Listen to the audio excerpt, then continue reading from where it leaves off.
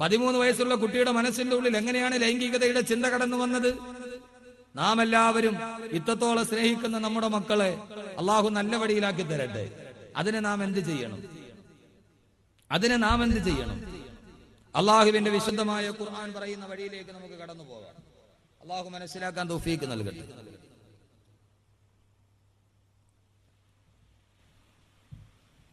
നമ്മുടെ മക്കൾ നന്നാകണമെന്ന തോന്നൽ നമുക്ക് എപ്പോഴാണ് ഉണ്ടാകേണ്ടത്?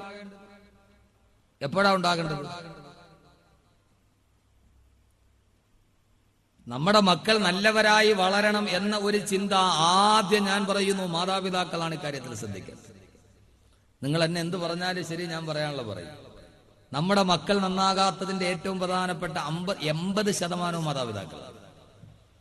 നമ്മൾ ചെയ്യേണ്ടത് നമ്മൾ ചെയ്യുക. എന്തൊക്കെ നാം ചെയ്യണം, അതാണ് നമ്മുടെ ഇന്നത്തെ വിഷയം. ഖുർആൻ എന്ത് പറയുന്നു നോക്കാം. അല്ലാഹു തൗഫീഖ് നൽകട്ടെ. സഹോദരിമാരൊക്കെ കേട്ടിരിക്കും നന്നായി. ഓരോ മാതാപിതാക്കളും കേട്ടിരിക്കും. നമ്മുടെ മക്കളോടുള്ള എല്ലാവർക്കും മക്കളോട് വലിയ സ്നേഹമാണ്. എല്ലാവരും മക്കളെ വളർത്തുന്നത് അവരിലൊരു പ്രതീക്ഷ കണ്ടിട്ടാണ്, അല്ലേ? അങ്ങനെയല്ലേ? അങ്ങനെയാണോ? അല്ലേ? അതെ, മക്കളെ വളർത്തുന്ന മക്കളോടുള്ള സ്നേഹം. ആദരവായ പ്രവാചകൻ പോലും മകൻ മരിച്ചപ്പോൾ കരഞ്ഞുപോയി എന്നാണ്. മരിച്ചപ്പോൾ കരഞ്ഞുപോയി എന്നാണ്. മഹാഭാരതത്തിലെ കൗരവർ എന്ന് പറയുന്ന ഒരു വിഭാഗം ലോകത്തിൽ മക്കളുടെ കാര്യത്തിൽ ഏറ്റവും കൂടുതൽ ദുഃഖിച്ചത് എനിക്ക് തോന്നുന്നു ധൃതരാഷ്ട്രരാണ്. കാരണം സ്വന്തം മക്കൾക്ക് ദൂ ചേർത്ത് പേരിടേണ്ടി വന്ന ചരിത്രത്തിലെ ഏകപിതാവ് ധൃതരാഷ്ട്രരാണ്. ദുര്യോധനൻ, ദുശാസനൻ. ദൂ എന്ന് ചേർത്താൽ തന്നെ ദുർഭാഗ്യത്തിന്റെയും ദുർമാർഗത്തിന്റെതുമാണ്, അല്ലേ?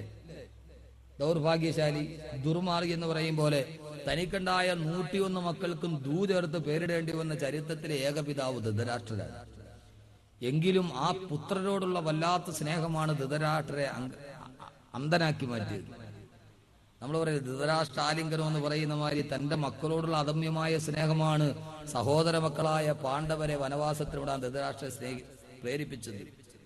എന്നിട്ട് പോലും ആ മക്കളെ ഇത്രയേറെ സ്നേഹിച്ച ധൃതരാഷ്ട്രർ രാമന് വനവാസത്തിന് പോകേണ്ടി വന്നത് കൈകേയിയുടെ പുത്രനോടുള്ള സ്നേഹം കാരണത്താലാണ്. സ്വന്തം പുത്രനായ ഭരതന് രാമരാജ്യം കൊടുക്കണമെന്ന ആഗ്രഹത്താൽ കൈകേയിയുടെ ഭർത്താവായ പേരെന്തുവാ, രാമന്റെ അച്ഛന്റെ പേരെന്തുവാ, ദശരഥ മഹാരാജാവ്. അത് തന്നെ, ദശരഥ മഹാരാജാവ് കൈകേയിയുടെ യുദ്ധത്തിന് പോയപ്പോ തേരിന്റെ ചക്രം താന്നുപോയി. ചക്രം ഉയർത്താൻ സഹായിച്ചപ്പോൾ കൈകേയി ചോദിച്ചു, ഞാനൊരു സമയത്തൊരു വരം ചോദിച്ചു, നിങ്ങൾ തരണം. ആ അടിസ്ഥാനത്തിൽ ദശരഥ മഹാരാജാവ് പറഞ്ഞു, നീ ആവശ്യമുള്ളപ്പോ ചോദിച്ചോ, ഞാൻ തന്നേക്കാം. രാമനെ അയോധ്യയുടെ രാജാവാക്കുന്ന കിരീടധാരണത്തിന്റെ അന്ന് പുത്രസ്നേഹം മനസ്സിൽ വീർപ്പുമുട്ടിയ കൈകേയി എന്ന മാതാവ് പറഞ്ഞു, രാമനെ ആക്കിയാ പോരാ, എന്റെ മകനായ ഭരതനെ ആക്കണം. സ്വന്തം പുത്രനോടുള്ള വല്ലാത്ത സ്നേഹമായിരുന്നു രാമനെ വനവാസത്തിന് വേണ്ടി പോകാൻ പ്രേരിപ്പിക്കപ്പെട്ടത്. എന്റെ പ്രിയപ്പെട്ട സഹോദരങ്ങളെ, ലോകത്ത് മക്കൾക്ക് വേണ്ടി തന്റെ മകനായ അർജുനൻ യുദ്ധത്തിൽ ജയിക്കണമെന്ന ഏറ്റവും വലിയ ആഗ്രഹമായിരുന്നു മഹാവിഷ്ണുവിനെ യാചക വേഷം കെട്ടി, ദേവേന്ദ്രനെ യാചക വേഷം വെട്ടി കർണന്റെ കവചകുണ്ടലങ്ങൾ ഇരന്നു വാങ്ങാൻ പ്രേരിപ്പിച്ചത് മകനായ അർജുനനോടുള്ള വല്ലാത്ത സ്നേഹമായിരുന്നു. കർണനും അർജുനനും തമ്മിൽ ഏറ്റുമുട്ടിയാൽ അർജുനൻ ജയിക്കില്ല. കാരണം കർണന്റെ കാതുകളിൽ 2 കവചകുണ്ടലങ്ങൾ ഉള്ളിടത്തോളം കാലം കർണനെ തോൽപ്പിക്കാൻ കഴിയില്ല. അവസാനം സാക്ഷാൽ ദേവേന്ദ്രൻ എന്തു ചെയ്തു എന്നറിയുമോ? യാചകന്റെ വേഷം കെട്ടി കർണന്റെ മുമ്പിൽ പോയി കവചകുണ്ടലങ്ങൾ എരന്നു വാങ്ങി തന്റെ മകനെ ജയിക്കാൻ വേണ്ടി സഹായിച്ചു. മഹാഭാരതത്തിൽ മക്കളോടുള്ള കഥ. ദ്രോണൻ എന്ന് പറയുന്ന ഏറ്റവും വലിയ സായുധശാലി ഉണ്ടായിരുന്നു.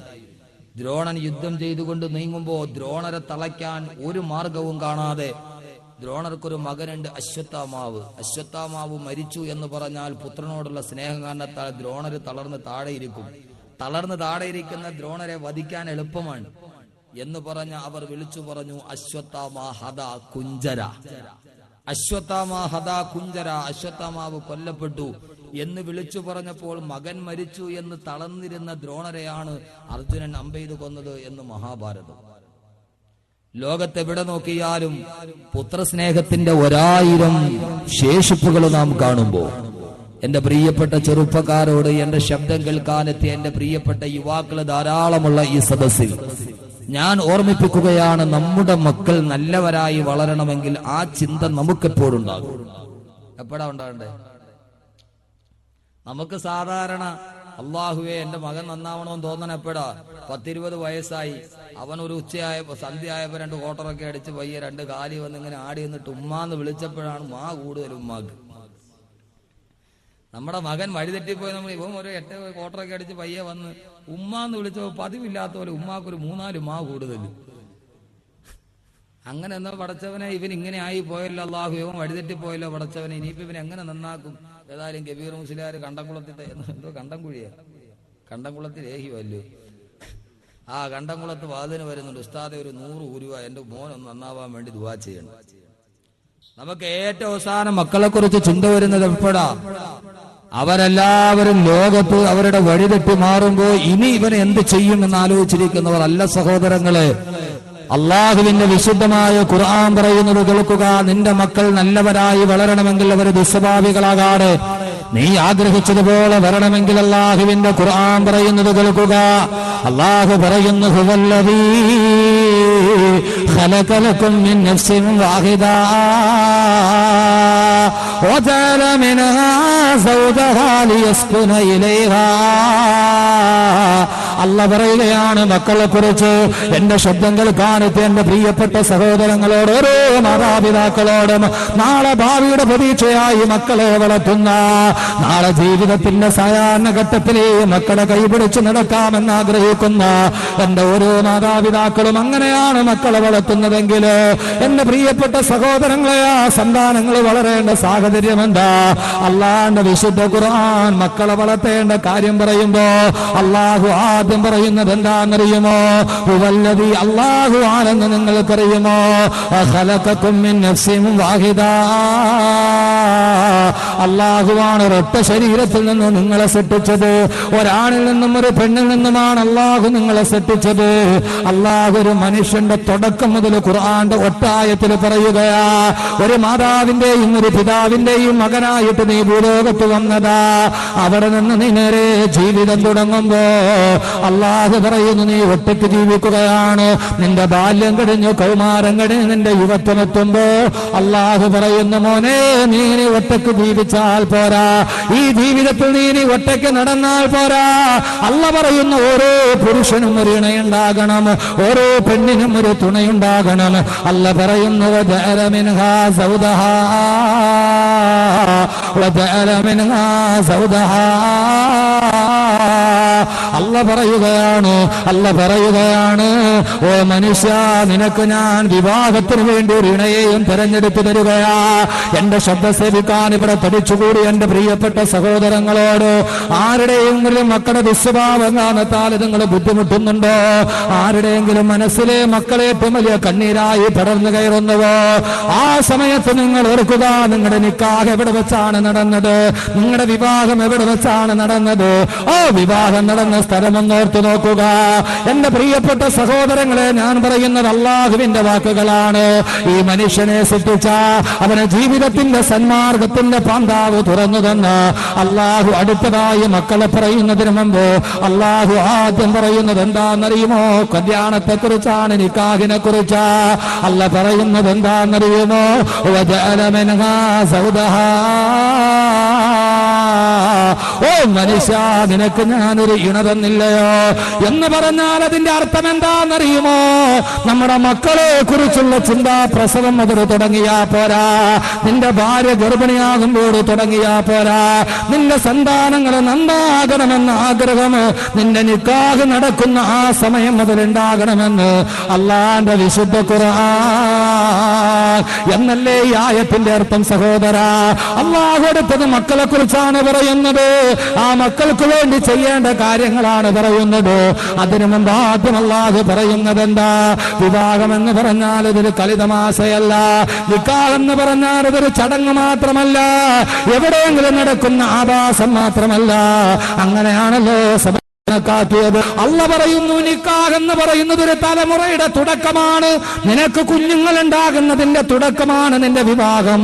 ആ വിവാഹം പവിത്രമാകണേ, ആ വിവാഹം പവിത്രമായ സ്ഥലത്ത് വെച്ചാകണേ, ആ വിവാഹം നീ നല്ല രീതിയിൽ നടത്തണേ എന്ന് അള്ളാന്റെ വിശുദ്ധ ഖുർആൻ.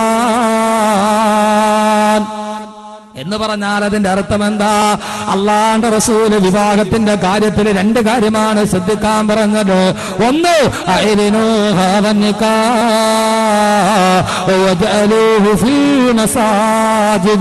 അള്ളാഹുവിന്റെ ഖുർആൻ പറയുന്നു, ഈ നിക്കാഹിനെ നിങ്ങൾ പരസ്യമായിട്ട് നടത്തണേ. നിന്റെ ഓരോരുത്തരുടെയും നിക്കാഹ് നീ പള്ളിയിൽ വെച്ച് നടത്തണേ എന്ന് നബി മുഹമ്മദ് വിവാഹ ചന്തയിലോ മാത്സര്യ ബുദ്ധിയോടെ കോടികളെറിഞ്ഞ് പകട് കളിക്കുന്ന സമുദായത്തിന്റെ നടുവില് എല്ലാവരും നിക്കാഹ് നടത്തുന്നത് ഇവിടെ വെച്ചാ. ചിലർ ഓഡിറ്റോറിയത്തിൽ വെച്ച് നടത്താറുണ്ട്, ചിലർ സിനിമാ കോട്ടയിൽ വെച്ച് നടത്താറുണ്ട്. എല്ലാ ആഭാസങ്ങളുടെ നടുവില് ഇന്ത്യൻ ഉരുക്ക് വ്യവസായി ലക്ഷ്മി മിത്തലിന്റെ പെണ്ണിനെ കെട്ടിച്ചപ്പോ മകളുടെ കല്യാണത്തിന് ഒരു നേരം എടുക്കാനുള്ള സാരിക്ക് 40 ലക്ഷം രൂപ വിലയാണെങ്കിൽ ആർഭാടങ്ങൾ വലിച്ചെറിഞ്ഞ് ലോകത്തിന്റെ ആഭാസങ്ങളുടെ ഹറാമുകളുടെ നടുവിൽ വെച്ച് നിക്കാഹ് നടത്തുമ്പോ എന്റെ സഹോദര, ഈ വാക്ക് നിങ്ങൾ എങ്ങനെ പരിഗണിച്ചാലും കുഴപ്പമില്ല, എങ്ങനെ ഭരിച്ചാലും കുഴപ്പമില്ല. അള്ളാഹുവിന്റെ പ്രവാചകൻ പറയുകയാ, ഒരു നിക്കാഹ് എന്ന് പറഞ്ഞാൽ ഒരു മനുഷ്യന്റെ ജീവിതത്തില്, ഒരു പുരുഷന്റെ ഒരു പെണ്ണിന്റെ ജീവിതത്തിന്റെ വഴിത്തിരിവാണ്, അവന്റെ ജീവിതത്തിന്റെ പ്രധാന കർമ്മമാണ്. ഓ കർമ്മം നീ പള്ളിയിൽ വെച്ച് നടത്തണേ. കാരണം ലോകത്തിലെ ആദ്യത്തെ നിക്കാഹ് നടന്നത് സ്വർഗത്തിൽ വെച്ചാ. ആദം നബിയെയും ഹവ്വാ ബീവിയുടെയും നിക്കാഹ് അല്ലാഹു നടത്തിയത് സ്വർഗത്തിൽ വെച്ചാണ്. അതുകൊണ്ട് നിക്കാഹ് സ്വർഗത്തിൽ വെച്ച് നടത്തപ്പെടേണ്ടതാ. ഓരോ നിക്കാഹും ഈ ഭൂമിയിലെ സ്വർഗത്തിൽ വെച്ച് നടത്തപ്പെടട്ടെ എന്ന് അള്ളാന്റെ വിശുദ്ധ ഖുർആൻ. മക്കളെ കുറിച്ച് പറയുന്നതിന് മുമ്പ് അള്ളാഹ് പറയുന്നത് എന്തിനെ കുറിച്ചാ? നിക്കാഹിനെ കുറിച്ചാ. അതുകൊണ്ട് മക്കൾ നന്നാവണമെങ്കിൽ ആദ്യം നിക്കാഹ് നല്ലെടുത്ത് വെച്ച് നടത്തണം. നമ്മൾ എവിടെ വെച്ചാ കല്യാണം നടത്തണേ? എവിടെ വെച്ചാ നമ്മൾ നിക്കാഹ് നടത്തണേ? പള്ളി വെച്ച് നിക്കാഹ് നടത്തോ? അള്ളാന്റെ റസൂൽ വന്ന് രണ്ട് കാര്യങ്ങൾ നിങ്ങൾ ശ്രദ്ധിക്കണം. ഒന്ന്, ഐലിനു ഹാദ നിക്കാഹ്, നിക്കാഹ് പരസ്യമായിട്ട് നടത്തണം, രഹസ്യമായ കല്യാണം പാടില്ല. ഐലിനു ഹാദ നിക്കാഹ്, ഈ നിക്കാഹിനെ നിങ്ങൾ പരസ്യപ്പെടുത്തണം, രഹസ്യ നിക്കാഹ് പാടില്ല. എന്ന് പറഞ്ഞാൽ രാത്രിയിൽ കൈ പിടിച്ച് കയറിക്കൊണ്ട് വന്നിട്ട് ഇതൊന്നും നിക്കാഹ് തരാൻ പറയാൻ പറ്റൂല. 4 പേരുടെ മുമ്പിൽ വെച്ച് പരസ്യമായിട്ട് തന്നെ നടത്തണം. ആ വാപ്പയും ഉമ്മയൊക്കെ അറിഞ്ഞ് പരസ്പരം കണ്ട് പറഞ്ഞ് ബോധിച്ച് സംസാരിച്ച് നിങ്ങൾക്ക് കുടുംബമൊക്കെ ഒത്തതാണോ എന്നൊക്കെ നോക്കി പരസ്യമായിട്ട് നടത്തണം. അല്ലാതെ ചുമ്മാ മിസ് കോൾ അടിച്ചിട്ട് നീ അവിടെ 10 മണിക്ക് ബസ് സ്റ്റാൻഡിൽ ഇരുന്നേരം ഞാൻ വരാം, നമുക്ക് രണ്ടുപേരും കൂടെ തെങ്കാശിക്ക് പോകാന്ന് പറഞ്ഞാൽ അഡ്ജസ്റ്റ്മെന്റ് നിക്കാഹ് ശരിയാവില്ല. ഒന്ന്, നിക്കാഹ് പരസ്യമായിട്ട് നടത്തണം. രണ്ടാമത്തേത് നിക്കാഹ് പള്ളിയിൽ വെച്ച് നടത്തണം. എന്റെ പ്രിയപ്പെട്ട ചെറുപ്പക്കാർ ഒത്തിരി ഉണ്ടല്ലോ. എന്റെ പ്രിയപ്പെട്ട സൗരങ്ങളെ, ഞാനൊന്ന് ചോദിക്കട്ടെ, ഹൈന്ദവരുടെ കല്യാണം നടക്കണം എവിടെ വെച്ചാ? എവിടെ വെച്ചാ? അമ്പലത്തിൽ. ക്രിസ്ത്യാനിയുടെ കല്യാണം നടക്കണം എവിടെ വെച്ചാ? പള്ളിയിൽ. മേത്തന്റെ കല്യാണം എവിടെ വെച്ചാ? സിനിമാ കോട്ടയിൽ.